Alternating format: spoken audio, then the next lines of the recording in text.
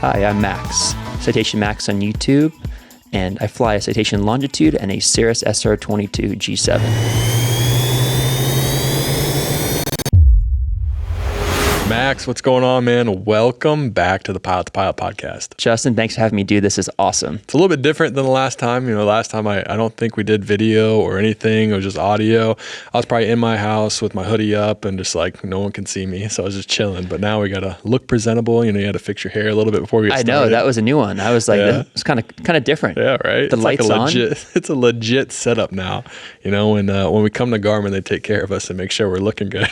That is an understatement. Yeah, this is a true, I really feel like I'm like filming a real podcast. Yeah. I think I joke that I don't ever feel like I have a real podcast until I come here. So I need to figure out a way to hire everyone and make sure that they can make my room look like this. And heck, we can even just call it the Garmin podcast. There we go. Yeah, I think LeBron and JJ Redick have got to run for their money right now. If us, I didn't want to say it, but I think so too. I'm like, dude, I don't want to call anyone out. I don't want to say that, but I think we got something here. Yeah, I agree. Yeah, so we're gonna talk basketball the whole time today, and that's it. No, we are, as everyone can say, we are at the Garmin headquarters. Last time I was here, I was talking with Josh.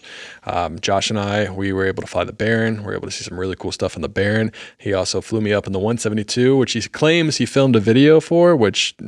Have you seen a video? I haven't seen a video. I have not seen the video. So I don't know if he lost the footage or what his plan is, but put some pressure on Josh, Aviation 101, go in his DM, say, hey, Josh, where's the video, man? Where's the video? We need it. Well, everything I've heard about this video is, dude, I can't wait to watch it. It's going to be... We'll find out. Yeah. But yeah, we are here today. It's been a while, man. I wasn't able to go to Oshkosh, so it's at least been over a year since we've even seen each other. What's new, man? What's going on? Man, one, that's crazy. It's been over a year. Yeah. That's why I think the last time was on the golf cart at Oshkosh, which is... Pete's. Or Pete's. That's true. Shout out Pete's. Shout out to Pete. But this year has been, I don't even know where to start. So I was flying the CJ3 Plus, then Longitude came. Just a whole different way of flying now. We're starting to fly to Europe. We're flying transcons and other pilots and having to manage, basically our own little flight department. Just build an FOM, work on a GOM. It's kind of been learned so much this year. One, just from a flying perspective and getting new type ratings and kind of learning how the real two-crew environment really operates with a big airplane, but also just with how to really structure a little flight department at the highest possible standard and doing it all correctly. So it's been a great learning experience, learned a lot, just loving it. Yeah. How does one go from a CJ3 to a Longitude? Naturally you can see from the outside, just two different airplanes, but you don't understand really the mindset of, like you said, setting up a very professional flight department where it doesn't just seem like just flying your dad around, right? It seems like everything from A all the way to Z is exactly how you'd see NetJets or FlexJet or GE set up their own flight department. So I guess one, talk about the transition to the actual Longitude itself, and then also just kind of maybe the more boring side of doing the chief pilot work or the just getting everything set up. Yeah. So from a flying perspective, it's honestly going through type. It was about a 3.5 week type in Tampa at Flight Safety. And it was my real first true two-crew type rating. Yeah. And man, I can tell you right now, it is so much easier flying with a second pilot than it is flying single pilot. You have an engine fire. Hey, can I get the engine fire checklist, please? Yeah. And you sit there and you fly the airplane, but he or she runs all the checklists for you. It's amazing. So I think that was kind of an eye-opening experience because one, the plane's more complex. It's more complicated. There's more systems and it's just a big airplane, right? There's just different things to think about. As you know, flying the Latitude, right? There's just more stuff going on than a little CJ2. But when you actually get into the nitty-gritty of it, actually flying, it's honestly super nice to be able to have a second pilot there. One, from a operational point of view, a safety point of view, but also just, 5-hour flight. It's nice to talk to someone too. Sometimes, depending on who you're flying with. Yeah. And we're very lucky to have a great co-pilot. But type was a great process. It was a long 3.5 weeks, but it was really good. And then, delivery kind of got delayed about 4.5 months. So, oh, dang. So we kind of got out of type and then kind of was like, oh man, we're not going to fly the airplane for 5 months. So we had to go back into training. We went back in, did about 2 days of sim training, got current, did a couple approaches, did emergency procedures, kind of got refreshed. So by the time the airplane came, we were just dying to fly this airplane. So get into the airplane, and it's very different than the sim. It's just fundamentally the airplane feels different, flies different. And I think flight safety do an amazing job. Doing the best they can to simulate what it actually feels like. But shooting approaches at Memphis, it's just different, right? So that was a really kind of cool experience. One, going through the training, the two crew, but then flying the airplane. You have 31 degrees of sweep. The airplane just aerodynamically just flies very different. It's nice to actually be able to use the speed brakes and, and not have the whole plane like just rattle, like in the 3 Plus. So, that's been cool, but, descent planning, you have a wingspan clearances on ramps. Like the 3 Plus wing is half the span of a longitude wing. So it's like all the things that you didn't think about for years, it's like now you really have to think about that, right? So it's been a cool transition, kind of learning. I think as pilots, like we always want to keep learning, right? Different airplanes, different type ratings, getting your CFI if you want to do that, right? Like I think complacency is when we get ourselves into trouble. And I think when we continue to learn new type ratings, all that stuff, like it makes us a better pilot. Yeah. So I really enjoyed the type rating. It was super cool process. But yeah, fundamentally, the airplane it's a beast. We're doing, 0.83, 0.84 at 45,000 feet, and it's funny, like you don't think landing 20 knots faster feels different. Dude, I feel like I'm flying a Concorde. Dude. Like 20 knots, 20 knots. And I feel like I have like afterburners coming on behind me. Yeah. So like that's been kind of a cool thing to see too. And, I can get super nerdy about all the little details of the airplane, but it's been, that's been a really kind of cool process of just all the systems, tillers and TRs and APUs and all that stuff, which I never had real experience with beforehand. And going through the oceanic course at flight safety, learning how to, do all that stuff is, slops and all sorts of stuff, crossing the ocean. Like I had no idea about that. Right. ETOP stuff. So, I'm a nerd for this stuff. Like, I could sit and watch flight safety videos crossing the ocean any day of the week. So like that was super cool. Yeah. It's been, the airplane itself has been really a good experience. From a flight department point of view, it's a family airplane. My dad uses it 93% for, his business, his travel. My mom obviously uses the airplane for her animal, sanctuary she has in Jackson Hole. She also, we do a lot of rescue missions and stuff. So it's been the dogs love the airplane. Yeah, I would too if I was a dog. Leon and Goose just jump right onto they're like living their best life. But regarding the operational control, like, building an FOM full SMS program, right? Like having to learn how to, make a full SAFA binder, like all those things, and making sure, we're traveling internationally now, everything is different, right? So how are you, make sure that, your operation is at the, the top of the top, even if it's only one airplane, it doesn't matter, right? So building an FOM, building an SMS program, all those things, hiring a full-time mechanic on the airplane.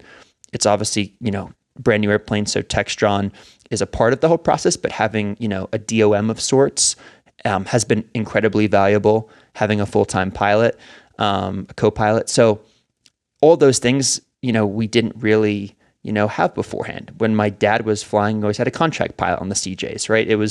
My dad has his schedule 6 months in advance. So it was super easy to be like, hey, we need a contract pilot on these and these and these days. But this is a whole different, kind of level of flying and having a full-time pilot and schedules and, all that sort of stuff. And big airplanes break. And the systems are much more complicated. And it's, having the great relationship with Textron has been cool to be able to be like, hey, like we have a list of things, like we need these addressed because we have a trip in 4 days.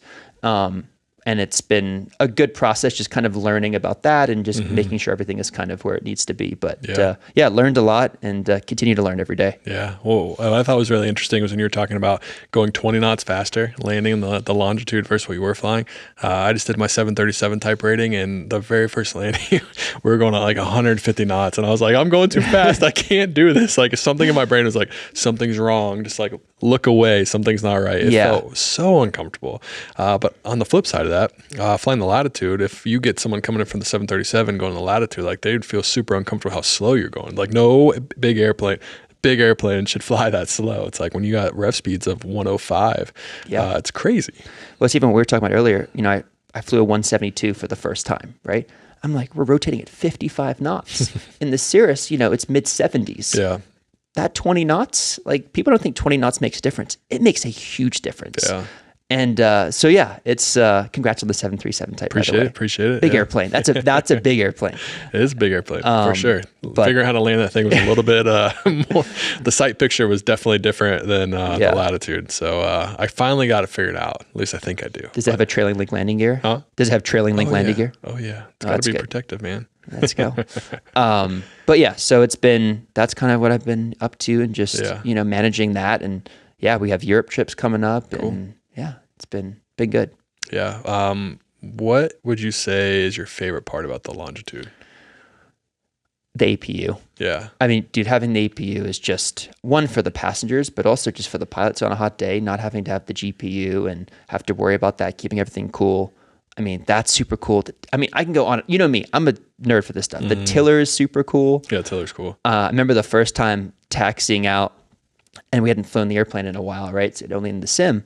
And we're taxiing out of Wichita, and like we're turning on the taxiway, and I'm like using the rudder pedals to turn. Oh crap! Nope. Whoopsie. There's the tiller. So it's like the tiller's super cool. The TRs are really interesting in the airplane because they auto modulate themselves. So we come in and we can go max reverse on the thrust reversers, but at 65 knots they automatically come back to idle. So it's like cool stuff like that, where like the technology is becoming so advanced now, where like on older jets is like you have to go idle by a certain speed because otherwise you can bring thought into the engine and stuff. But now it's like, man, that's cool. Like you don't have to worry about that. So just like a lot of technology and stuff. I think one other cool feature about the Longitude is there's a auto self taxi test. So basically you'll taxi out of the ramp, and next thing you know, the speed brakes are going up and down. It's testing. Oh, really? It's testing all the anti-ice, the probes, the heaters, everything automatically, the hydraulic system. So it's cool to fly an airplane that's so advanced from that point of view. And also just like you're screaming down at 300 knots, you're like, man, this thing won't slow down. Yeah. Like you have to really plan, and I enjoy that. Like I think that's pretty cool. The Latitude was not as fast, so you don't have to plan as much. You can pretty much get that plane wherever you need it to go, whenever you want it to go. But I did hear that about the Longitude. It's a little bit more slippery. You got to kind of plan things out a little bit. And then I think the biggest difference, and this is probably the last we'll talk about because we're getting into the weeds here, but the ride itself. The Latitude is not a forgiving ride at all. The Longitude, from what I've heard, is a much better ride. Can you confirm? I can confirm. It is smooth. It is smooth. Yes, I can confirm that. Yeah, because the Latitude, man, you hit something that was like light chop for someone else. It's like moderate turbulence where you're just like getting shaken around. Yeah. No, it's a great airplane. Yeah. Oh, and the auto, it doesn't have an auto door that closes or that opens. Is it when you go from flaps 2 to 3? Does it open automatically? Yes. Yeah, it does. Sick. The cabin divider. Yeah. It has that. It's cool. It's a good airplane. We're Citation Dad is happy, and that's the most important thing. So it's been good so far. A lot of work, but really I've learned a lot. So I'm happy about that. What else are you flying these days? You fly anything else? Yeah, so flying a SR-22 G7. So that's been a lot of fun. Obviously the new avionics. Shout out Garmin. That's been really kind of cool to I've did a lot of experience in the G1000, right? Like I feel like a lot of people learn on 172s, G1000, Cirruses, whatever it might be. So now with kind of the G2000, the Garmin Perspective Plus, and those avionics, like it's a difference, and it's been cool to learn that and kind of see some of the new features and technology that is starting to become in most general aviation airplanes. Like I mean, it's more advanced. I know airline buddies, and you probably in the 737, like in an SR-22, the technology is more advanced than in a 737. Which is pretty crazy. Not entirely wrong. Yeah. I mean, not even SR-22. You can go down to an experimental airplane where you have the capability that you can do on some avionics, some Garmin avionics is crazy. It's like there's no direct button on a 737. It's like you got to go line select, you got to bring it up to the top, and you got to execute, or you can't just go direct enter. Yeah, that's crazy. Yeah, that was kind of took me a while to figure that out, but but it's kind of cool though. Yeah. A lot of line grabbing. Yeah. Slashes from like flight sim, dude. Yeah. Like when I fly the 7.3, like I'm like, this is cool. Like the slash and all this stuff. Yeah. Yeah. It was different. Like the scratch pad, all that was was wild for me to get used to. But as someone who has essentially you've flown what, the 1,000, the 3,000, the 5,000. Yep. What's crazy to me, and I don't have too much experience in the 1,000, but my experience with the 430 and the 530, I've always felt comfortable in each plane that I've gone in with the avionics to where I felt like I could operate them at a place that I could operate the plane safely without a crazy amount of training or feeling uncomfortable, because it all just kind of feels like it builds off each other. Would you agree? Oh, totally. Especially with the Garmin avionics, they all kind of continue to kind of integrate and lead to the next platform. Yeah. Which I think is super cool. But yeah, no, I agree. I mean, I was telling someone today that, the G3000, you have, 2 Garmin touch controllers, and on the 5,000, like on Latitude, you have 4, right? 1 on each side and then 2 in the middle. And I still, every time I'm in the right seat working the radios, I always go down to the middle GTCs and forget that they have 1 on the right side, because from flying the 3 Plus for so long, I'm so used to, I hear 2 Romeo Foxtrot straight down to the middle console, and I'm like, damn, I keep forgetting I have a whole other GTC on the right side. Yeah, you got to move a little bit. Where this one you can still be lounging back and just. Yeah. I'm not used to lounging, dude. Yeah. We had a It took me like there's nothing on my right side anymore for this, so it's all I have to move, and it's like, man, I'm so comfortable right now. I don't want to have to move. So I totally get that. Yeah. It's pretty cool, and what we've been able to see just flying and what the G7 looks like. Like I've only seen pictures, but it looks fantastic. Your experience using it, how has it been? Oh, it's been fascinating because it's a whole new platform, right? For Cirrus in general, for most GA, Cirrus pilots. You have some of the new features like the auto the taxi, routing stuff, which has been really cool. All the integration, you have synoptics pages now. Like, honestly, like I went through the Cirrus kind of course online, and like there's a lot of new stuff there. But I was like, wow, that's a really cool feature. Like that's amazing that it's in this sort of airplane now. I think it's a amazing airplane for the category that's in. I think the avionics are just on a different level. Yeah. What do you plan to use that Cirrus for Citation Max? Yeah, so a lot of our stuff, I do a lot of angel flights. So since I'm now kind of on the West Coast quite a bit more, so we do a lot of angel flights out on the West Coast, do a lot of it's like basically our little hopper around. So my mom kind of, hey, if we're going to go rescue 10 dogs, we'll take that. And, for me, if I need to go and, do a little hop around, 20 or 30 minute flights, it's very economical to operate. And it's just the perfect, I think, GA airplane. So just kind of our little kind of commuter in this summertime, we go out to Jackson Hole, use it out there quite a bit. It's a great airplane. How's it do up with those mountains up in Jackson with the Tetons? Amazing. Yeah. Because the one that we have is a turbo.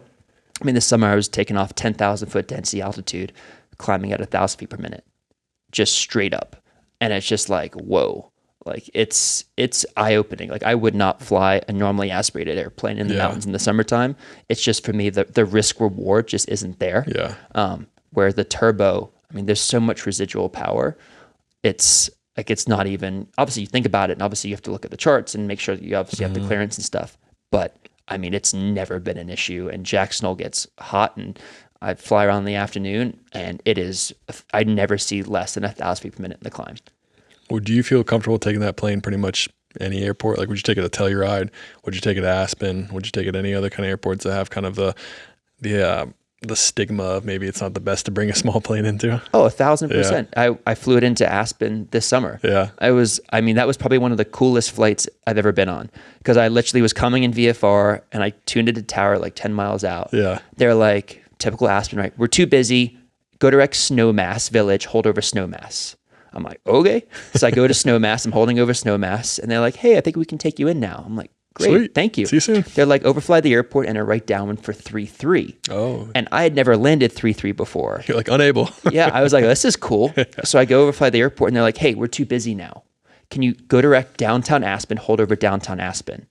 So I'm just holding over downtown Aspen at 4,000 feet AGL. So I'm just like having this beautiful view. And they're like, yeah, we have 15 airplanes coming in for 1.5, like expected 20-minute hold. So I'm like, okay. So I'm just doing, 5,000 AGL over downtown Aspen. And then they're like, hey, can you start descending and can you enter a 1 mile right base 3.3? I'm like, sure. And next thing you know, I see a CRJ on like a 6 mile final for 1.5. I'm entering this 1 mile right base 3.3. I'm like, dude, this is pretty cool. Yeah. But taking off from there, no issues. Like Telluride, no problem. Like obviously I wouldn't take it in gusty winds and all the, but like if the conditions are right, I think it's totally, I have no problem doing that. Yeah. I think I've been in a Cirrus twice and I was surprised at how well it handles turbulence. Yeah. I was like, this is better than Latitude, honestly. Really? Yeah. That's funny. Maybe not, but I felt very comfortable in it. It was tighter than I thought. Like I thought I'd have more room. Like I was up against the door more than I thought I was. I thought it was a little bit bigger on the inside, but I mean, it wasn't like too small. Like all those airplanes are going to be a little bit tight when you're not 5'8" or 5'9". We're big dudes. Yeah, right. It's funny. I have more room in the SR22 than I did in the left seat in the 3 Plus. That's crazy. Yeah. Yeah. Which is pretty wild. How about the CJ2 today? Did you feel pretty cramped up there? Took you a while to get up there. It wasn't pretty. Yeah. Yeah, it wasn't pretty. Thank God that wasn't on video. Yeah. Out of respect, I did not video you getting into the airplane. Out of respect. Thank you. But I should have, and I should have blackmailed you. Yeah, it was definitely tight getting in. Yeah. But once you're in the seat, it's the same thing in the 3 Plus. It's not that big of a deal. Yeah. It's just getting in's not the prettiest. So I recommend if you're in the left seat and you're a big dude, get in first. Yeah. And because it's not such a pretty image. Yeah. But, well, what's crazy is they got it right in the latitude and longitude because I feel like I have a ton of room up there, like left and right. Like, I mean, you got like, you don't have there's probably 8 inches, maybe I'd say, from right arm to the wall. And then between the two pilots, you never touching shoulders or elbows or anything. Like there's so much room up there. It's crazy. Totally agree. Yeah. And in the longitude, we have electric rudder pedals. Oh my gosh. That's so amazing. we did a Transcon. My dad had some business stuff out in the West Coast, out in NorCal, and it was like a 6-hour flight from New York. And we got to cruise. We're like, zzz, and the rudder pedals go all the way to the aft. So you're putting your feet all the way out. And I'm 6'4". Yeah. 6'3" and a half. 6'4" in a good day. Yeah, I don't think. Yeah, I'm okay. 6'3" and a half. And like literally, like it was just like leaning back, and I was like, my legs were fully spread out, and it was great. The worst thing about the Latitude was I could never get my seat where I wanted to go. And it was usually I needed it to go you have stoppers, right? And I needed to go in between the stops. Like, and so I kept going.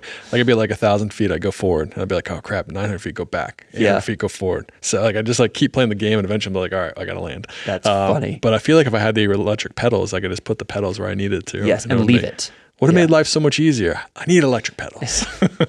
Come on, Textron, put electric pedals in the Latitude. Well, it won't do anything for me anymore, but do it for someone else. Yeah. Do it for Max awesome. If he buys a Latitude. No, that's not going to happen, but it's a great airplane. Yeah, no, it's, yeah, dude, that's all. I can't believe you got a Longitude. I love them. I'm jealous because that plane looks sick. It's got some ramp appeal. Yeah, the swooplets. We love the swooplets. Yeah. The swooplets are cool. It's cool when you look out the left window or right window and you just see this giant like swoop. Yeah. Like it's kind of cool. But yeah, I mean, my dad's mission changed. So obviously I love flying single pilot. I think it's the coolest thing. I think for any pilot who really just loves to fly and kind of flies a jet at the top of their game, like I think if you can fly a 3 Plus or a CJ4 or whatever other, single pilot airplane, you've kind of you got to a point of like, okay, like I got this. This is like, I'm a proficient instrument, current and jet pilot. And I think, that's kind of been a learning process now getting into the two-crew environment because you have, as you know, like the PF has his roles, the pilot flying, and the pilot monitoring has, as his or her roles. So I think it's cool I said to Steven, our co-captain, I was like, it's like an art form. It's like you do your thing, I do my thing, and then it all kind of merges in the middle, and it kind of paints this picture of safety and kind of roles and duties, and it just kind of works when it works. Yeah. And the extra eyes are great. Like having someone else be like, you're going a little slow, dude. Let's not do that. Yeah. You're like, oh wow, thanks, appreciate that. Yeah, 100%. So that's been cool, but it's been my dad's happy, and obviously that's the most important thing. It's not my airplane, it's his airplane, and I think him enjoying it and now being able to go to London and, we might have some other really interesting trips coming up. That's some pretty long legs. Like that's obviously the most important thing. Yep. So yeah, I'm happy to see that he's enjoying it because it was a big jump for him. He's almost 80 years old, and he needed to be able to have a mission that an airplane that could fit his mission better. A very comfortable one to do that. Yeah. So now it's like, Max, can I get an espresso? You're like, whoa. So I'm like the pilot and the flight attendant now. I'm filling all the roles. He doesn't have Steve for the espresso? Apparently I make a better espresso than Steve. But now Steve's like, I kind of want to make your dad an espresso, because I got to I'm like, dude, go for it. Like, well, you get your dad on Pilot's coffee, man. I know. It's true. I know. I could try it. I know. Yeah, get dad on Pilot's coffee. Citation dad on Pilot's coffee. Yeah, but he went through like 3 Nespressos a couple flights ago. Did he really? I'm like, whoa. Easy I'm there, like, let's settle down here a little bit. Yeah. That's funny. I know something else changed that we haven't talked about. You got your CFI since the last time we talked. Yeah, which a lot of people actually don't know. So here we go. Now everyone knows. This is hot news on the Pilot to Pilot podcast. Yeah. So my dad was he was traveling a lot in Asia and Australia for about 7 weeks. And obviously my mom didn't have a lot of flying going on, and I always like to learn and be busy and flying and doing something. So I decided, I'd always wanted to get my CFI for a long time. It was something that had always been on the back of my mind to do. And I was very fortunate that I didn't have to do that during my flight training process, that I did angel flights and, did all these different missions and other things to build flight time. But people had always told me getting your CFI, getting your CFII is kind of like your masters of aviation. Mm-hmm. It had always, and like, I think, do pilots have egos? A little bit. And, it always kind of was like one thing that I would, love to get. So he was away, and I said, this is a great opportunity to, get back into the real deep into the GA saddle, and, flying jets for 6, 7, 8 years. Like you don't know all the little, tomato flames is kind of out of my brain. Yeah. Now. Like you forget some of that stuff that you don't use, on a day-to-day basis. So I did, 3 written exams in 2 weeks. Shout out Shepherd Air. Oh, shout out Shepherd Air. And that was a lot. I literally just I locked myself in my room and just banged out all 3. And then started, CFI, CFII, did it all out of New York in the Cirrus. And it was, I didn't think, one, if I would have known how much work it was, I'm not sure I would have started it, because it was, my CFI initial study binder is 450 pages. Holy smokes. With lesson plans and just, it was, and I, when I do something, I do it to the max, no pun intended. No pun intended. But it was a great experience. I learned a lot. I think I'm a much better pilot today than I was 6 months ago before I had it. So I'm very thankful that I did do it. But, I had a very, fair and, great examiner, but it's, you need to know the ACS and the PTS topics and, be able to teach it to a level, which I thought was interesting, that it's not just being able to understand a knowledge, but it's understanding it, be able to teach it to someone who has no idea what an airplane is, what an airplane's like to fly, aerodynamics. And that for me was the part that was the most interesting, because it's we can talk about a latitude hydraulic system to a flight safety examiner any day of the week, right? But to be able to understand something and to be able to teach it to someone who knows nothing about airplanes, I think that's a real skill. And I am by far not an expert at all, because I obviously haven't really taught at all. Yeah.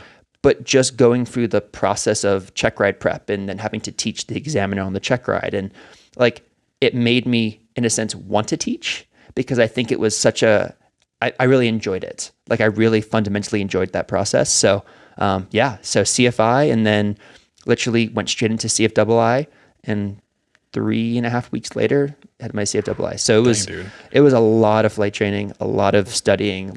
It was pretty full on, but super happy I did it. And, something I've been wanting to do for a long, long time, and just glad I was able to get it done. I'm glad you enjoyed it, because so when I was doing all my training, I naturally, you do your commercial, and you're like, sweet, I'm going to be an airline pilot now. And you're like, all right, well, actually you need your multi-engine commercial, and you need 1,500 hours. Oh, dang it. Thought I was going to make money now. And no. But so I was like, all right, I'm going to get my CFI, because everyone's getting their CFI. But in the back of my brain, I knew I didn't want to be a CFI. So I kind of half-heartedly went through it, and I was applying for any job I could find. Eventually I got a job as an aero survey, and I pieced out. But I had a couple of CFI lessons where my instructor was like, hey, we got this other student.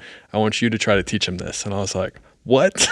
How do I teach a brand new person to understand something that I only have like 100 or like 250, 300 hours? Like, I don't know this stuff that well. You know, I think I know it, but I don't know it enough to explain it in a way that he gets it. Like, I can explain it in the way I get it, but if they don't immediately understand how I understand something, it's like, we just stare at each other. It's like, so you don't get it? Okay. I'll say it again. You don't get it? Okay. Yeah. Well, it's also, for me, it's like you go to, you know, you go for your commercial check ride, right? And you know the information, but you're talking to an examiner and he expects you to know it, but you're not teaching him how to fly an airplane, right? He's asking you a question, or you're going through a nav log or something. And then it's like, as long as you check off those boxes, then you move on to the next topic. But when they're staring at you and they're like, wait, what? And you're like, and everyone learns differently. So it's like, okay, that way didn't work. So let's try this avenue. And, you know, it was cool also for me on a personal note, because my CFI, who did my private instrument commercial, which obviously, not to sound old, but I am getting old, was a long time ago. You're older than I thought. I'm not going to blast your age, but I did tell you my age, and you're like, wait, what? Yeah, I was like, dang. Yeah, I was like, damn, dude, that hurts a little bit. Sorry. It's all right. You look younger. That's what I was going to add. Thank you. And it was, so the cool thing was, like, we hadn't flight trained in a long time together. And it was cool to kind of go back to like the roots of like our flight training from years ago and do it with him. Shout out Kevin, and and do it together. And he's fantastic instructor, and I think kind of doing it with him was a really cool experience for me as well. Yeah. What's he doing now? Is he still instructing, or is he flying? Flies Gulfstreams and not a bad job. Latitudes, and does a kind of. Does everyone fly Latitude now? Dude, I know. It's crazy. So that was kind of cool too. Yeah.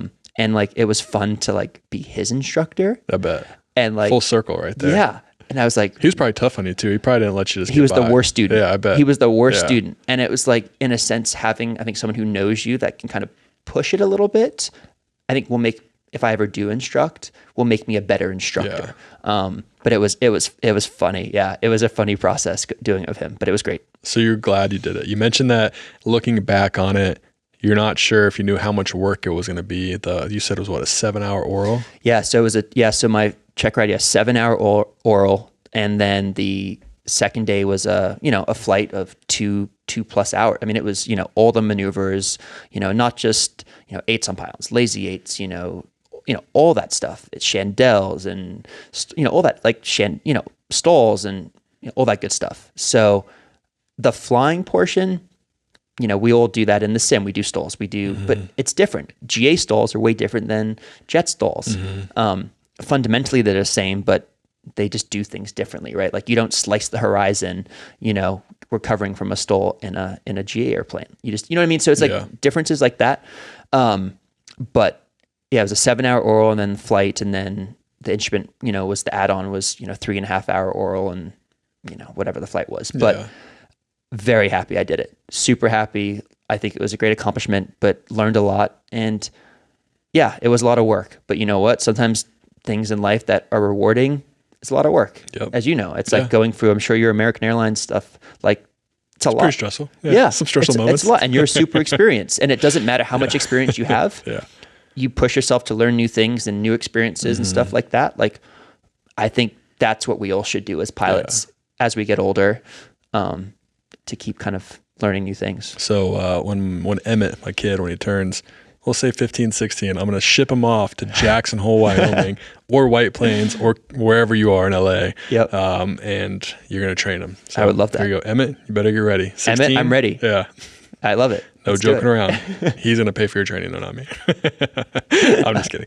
And anyways, we're speaking of new things. One of the reasons why we are here in general is for some pretty cool stuff that was coming out that we got to see today.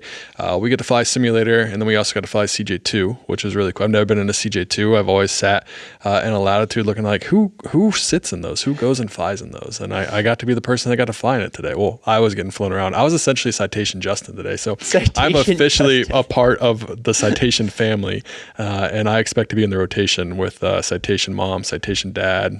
I think you have Citation dog and Citation Leon, Citation Goose, the dogs. Citation Absolutely. Justin. And so it's Justin, natural. It's like it's part of the family. It rhymes. It kind of flows. I agree. Yeah. Let me know if your dad needs anyone to go with him on some trips. I'll be like, Max, make me an espresso, man. All right, let's do it.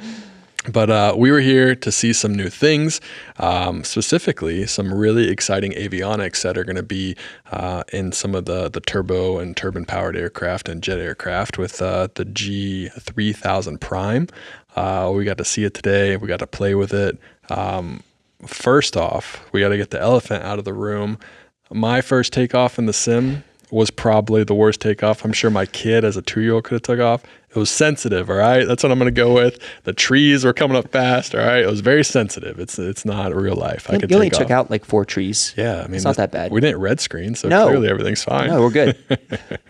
But let's talk about it. The G3000 Prime and your first experience, one, when you saw it, and then 2, just the functionality of using it. Yeah, I think the first time I walked in the room and I saw it this morning. One, I saw you and I was like, I got to say hi to my boy Justin. Yeah, right. But then I was like, sorry, dude, like, yeah, I got to check this well, out. You pushed me aside and you're like, is that it? It was a love bump, you know. It's just, you know, but it was super cool. I think the first thing was the clarity of the screens. Yeah.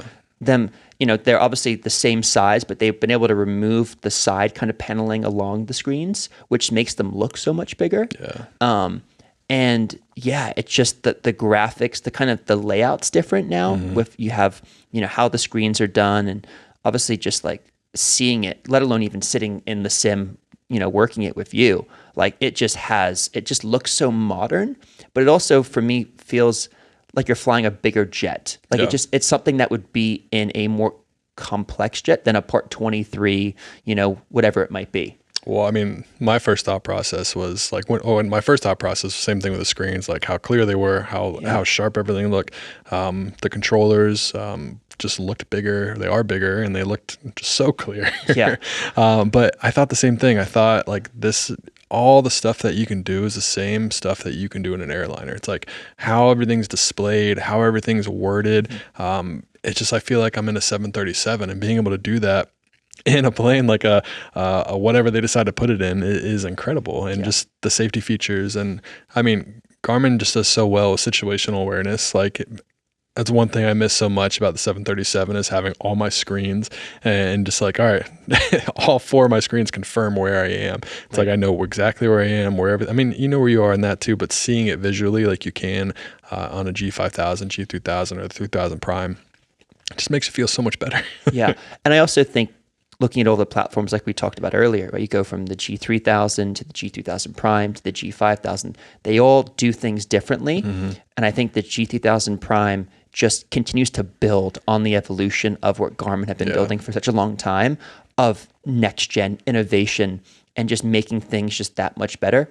But also still, the G3000 is still an amazing system. The G5000 is still an amazing system in Part 25 airplanes. Agreed. So they're all different. But I think when I saw that today, it was just, I was blown away. Yeah. It just was like, whoa, like the touch screen. I mean, we can get into the details of what, you know, when we did our flight to, where did we go to? Boston, right? Morristown of Boston. Yeah. Yeah. After I crashed the sim. But then then it was a smooth takeoff. That was beautiful. It was a beautiful takeoff. Once I got used to the sensitivity, all right, smoothed it out. Autopilot came on. It was great. 500 feet autopilot on.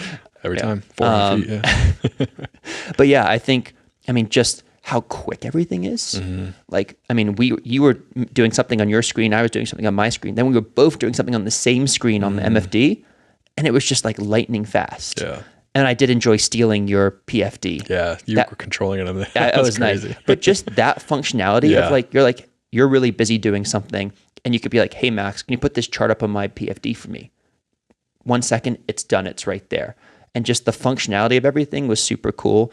And just, I mean, going through all the secondary flight plan stuff. It was just, there's so much information, but the cool thing was you don't have to go to 13 different places to get that information. Yeah. And I think that was something that, especially flying these airplanes single pilot, like if I need to get something, I need it in 2 steps or in 1 step, not, 8 steps. And I think seeing how easy it was to access the information on the G3000 Prime was eye-opening. Yeah. Because it's all literally on your fingertip. Yeah.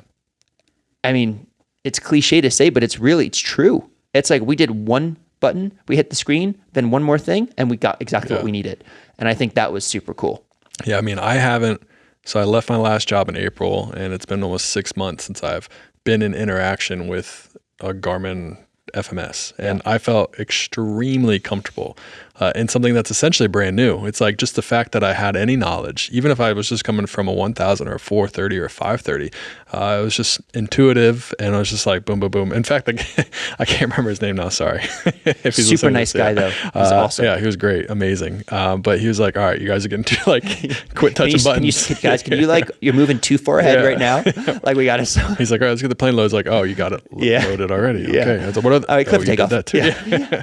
He's like, "All right, let's go back so we can explain that so everyone else can understand it." It's like, "Oh, sorry, dude. I'll sit on my hands. I'm sorry. I can't help it."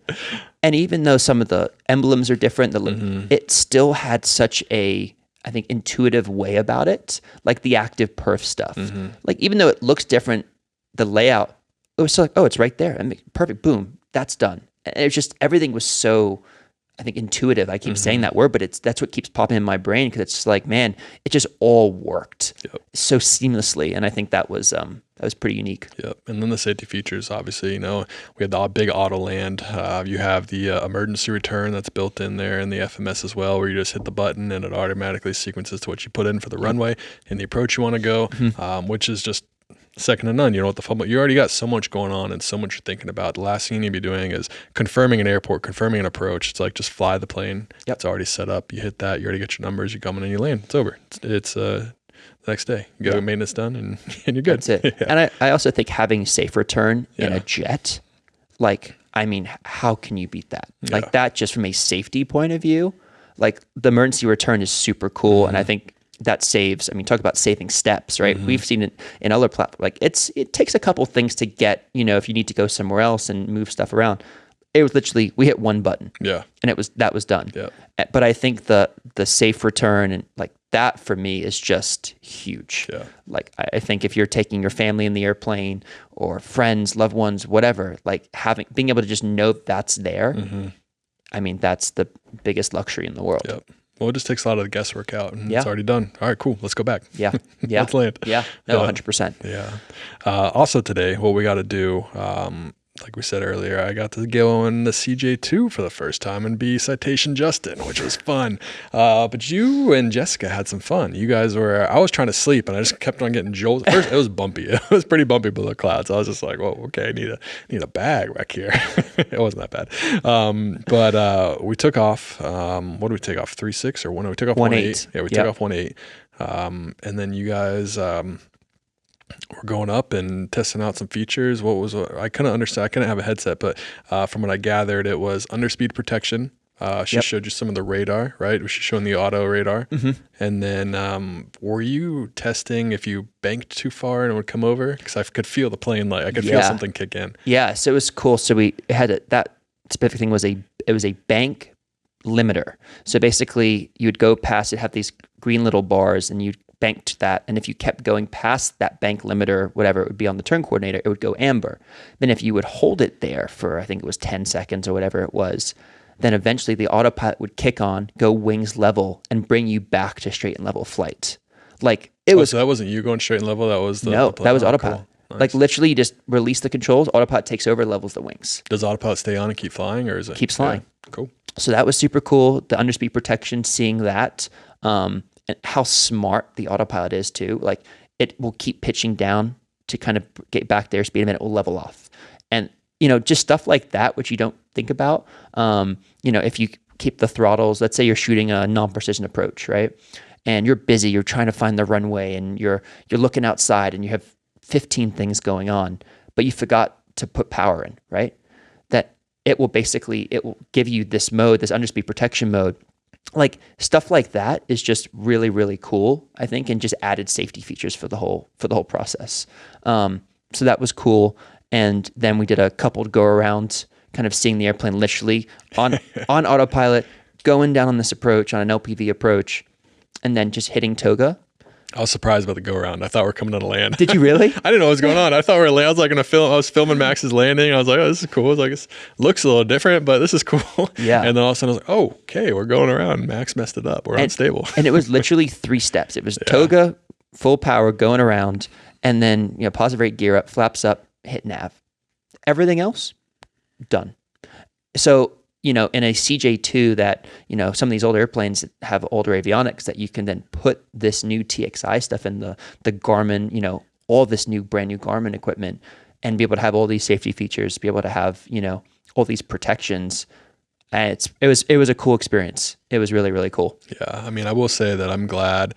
Like my grandpa was a pilot. My dad was a pilot. I'm glad I'm a pilot in this generation. Yeah. I'm sure my grandpa will be looking at me. He's like, you have way too many avionics. Like I flew over the Himalayas, the Chinese Burma Hump, and I had like a magnetic compass and I looked at the stars, and that's how I navigate around Mount Everest. And now I'm like, I need 6 screens the brightest capacity it could be. I need touch screens. It's like I can't function unless I got my screens, man. Yeah.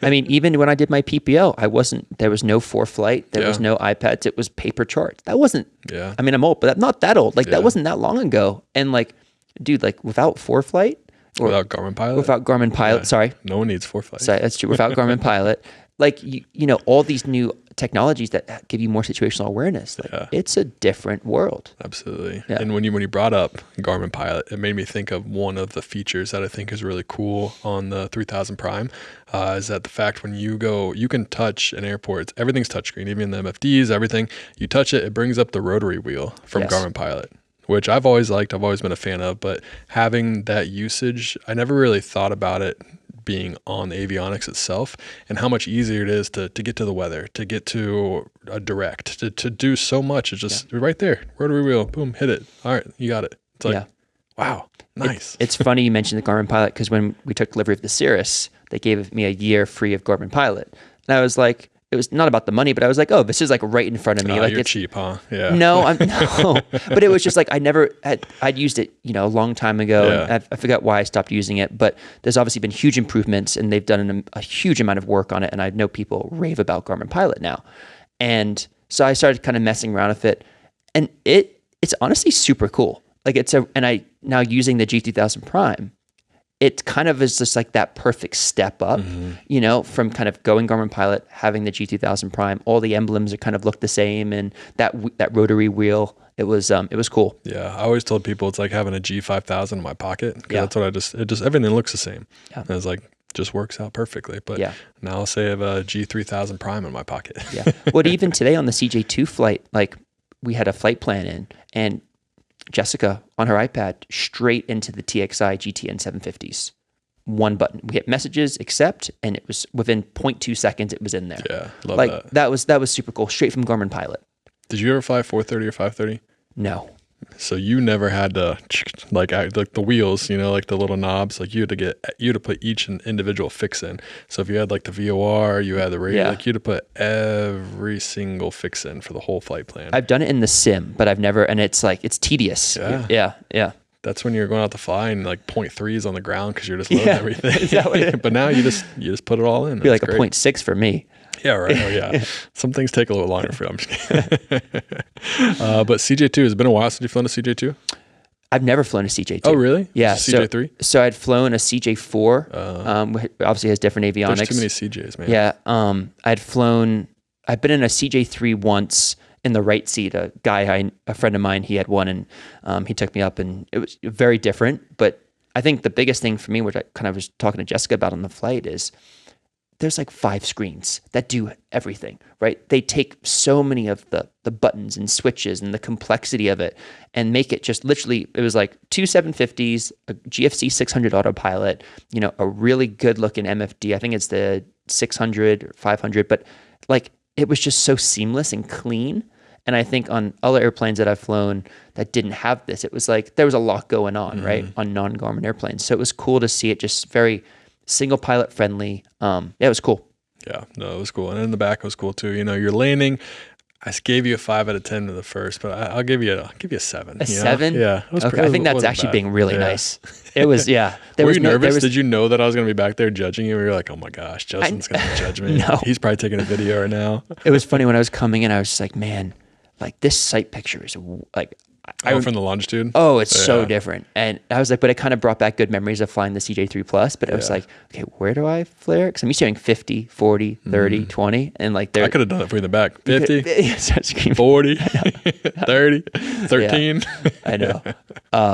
But no, it was cool. I think seeing today the TXI, the new, fly with Garmin, all the new stuff, but also seeing the G3000 Prime of how they, the two different platforms where there's similarities but differences. But also I can go from a G3000 Prime to the new TXI and all that stuff.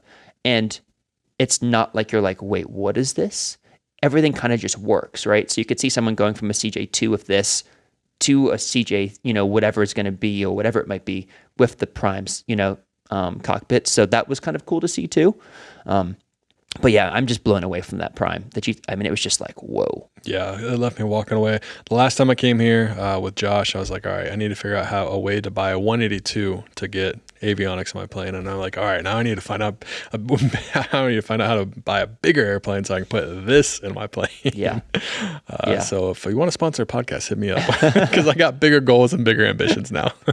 Yeah. No, it was just a great experience. And just the future of what's coming, right? Like this is just like, you feel like you're in like 2045. Like it just feels very like, next gen. I know that's not what it's called per se, but it just feels very like the future, right? Like there's just a lot of features and functionality and just technology that you're just like blown away. Yeah.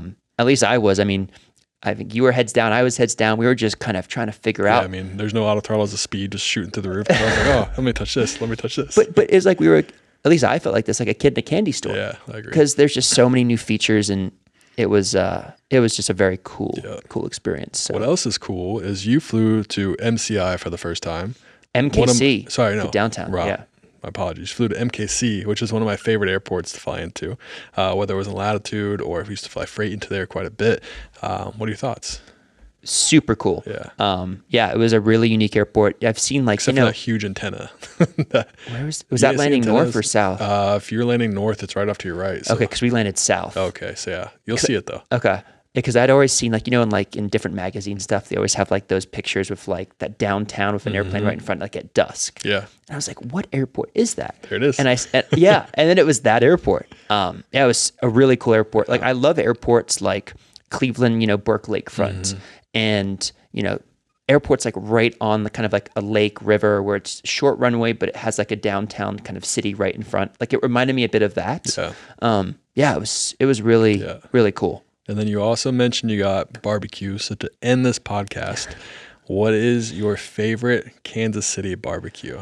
I have only been to one Kansas City barbecue place, and it was last night. Only one? Last time I was here, I didn't have barbecue. Come back, man. You got to go to a Chiefs game or something. I know. Do you know there's a Mahomes 3 arrival? No, I'm not surprised though. I was coming yesterday, and we were like, wait, did they just say descend via the Mahomes 3? That's funny. And I was just like, and then Steven was like, yeah, there's like it was pretty cool. There'll probably be a Swift arrival here soon. Yeah, I know, right? So I went to Joe's, KC Joe's last night. Well, the KC Joe's, good? Yeah. All right, we got thumbs up over there. Good, so KC, you made a good choice. What'd you get though? I'm gonna judge you on your order. Dude, I got a lot of food. Don't tell me you just got salad. No, dude, what kind of guy do you think I am? I don't know. It's in a gas station too. Okay. So that was kind of like it added to like the whole like vibes. Yeah. Dude, I got turkey, brisket, pulled pork sandwich, mac and cheese. Dang, dude. Coleslaw, no wonder fries. Why didn't you eat anything today? Dude, yeah. I was like, dude, when in Kansas City, go big. And we went big last night. Love it. Yeah. So it was good. But perfect. Yeah. Well, Max, thanks for coming on the podcast, man. Wow. Thanks for coming on the podcast again, man. It's always great having you on. This is technically, we said, the third time, because I interviewed, it was a long time ago that I interviewed you. And then you and Stevie when we had our kid, but when my wife and I had our kid. When are we going to have a kid, Justin? Never. I don't see enough. But you interviewed Stevie, which is a great episode. If you haven't listened to it, you should go listen to it. And then now we got it here. It took coming to Garmin to make it happen, but we'll do another one sometime soon. I would love to. No, thank you for having me on the podcast. I appreciate it. I appreciate it. Cool.